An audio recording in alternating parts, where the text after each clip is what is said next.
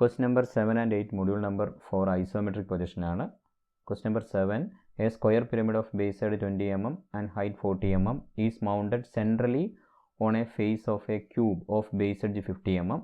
Draw the isometric projection of the objects. അപ്പോൾ ഇവിടെ isometric projection ആണ് വരച്ചത്. അപ്പോൾ ഫസ്റ്റ് ഐസോമെട്രിക് സ്കെയിൽ വരയ്ക്കണം.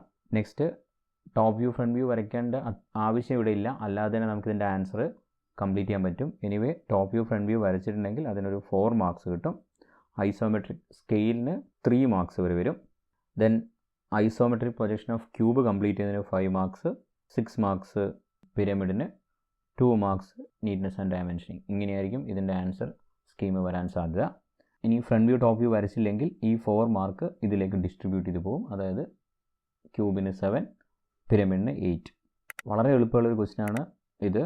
ഈ സിമിലർ ടൈപ്പ് പ്രോബ്ലം നമ്മൾ ചെയ്തിട്ടുണ്ടായിരുന്നു. അതിൽ സ്ക്വയർ പിരമിഡിന് പകരം frustum of square pyramid and ക്യൂബാണ്. ഇവിടെ ഐസോമെട്രിക് പ്രൊജക്ഷന് പകരം ഐസോമെട്രിക് വ്യൂ വരയ്ക്കുന്നവരുണ്ടാവും. അങ്ങനെ വരച്ചു കഴിഞ്ഞാൽ അത് ആൻസർ സ്കീമിൽ എന്താണോ പറയുന്നത് അതിനനുസരിച്ചായിരിക്കും. യൂഷ്വലി 10 to 12 മാർക്സ് കിട്ടേണ്ടതാണ്, കാരണം സൈസ് മാത്രം കൂടിയിട്ടുണ്ടാവും, അത്രയേ ഉള്ളൂ. ഇനി ഒരു സോൾഡ് മാത്രമേ വരച്ചുള്ളൂ, അതായത് ക്യൂബിൻ്റെ മാത്രമേ വരയ്ക്കാൻ പറ്റുള്ളൂ മിനിമം 7 മാർക്ക് കിട്ടും. അത് സ്കെയിലൂടെ വരച്ചിട്ടുണ്ടെങ്കിൽ 10 മാർക്സ് തന്നെ കിട്ടും, പകുതി മാർക്ക് കിട്ടും.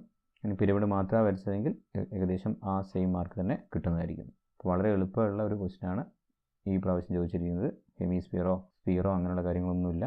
അതും സിമ്പിൾ സോളിഡ്സ് ആണ് ക്യൂബ് ആൻഡ് പിരമിഡ്.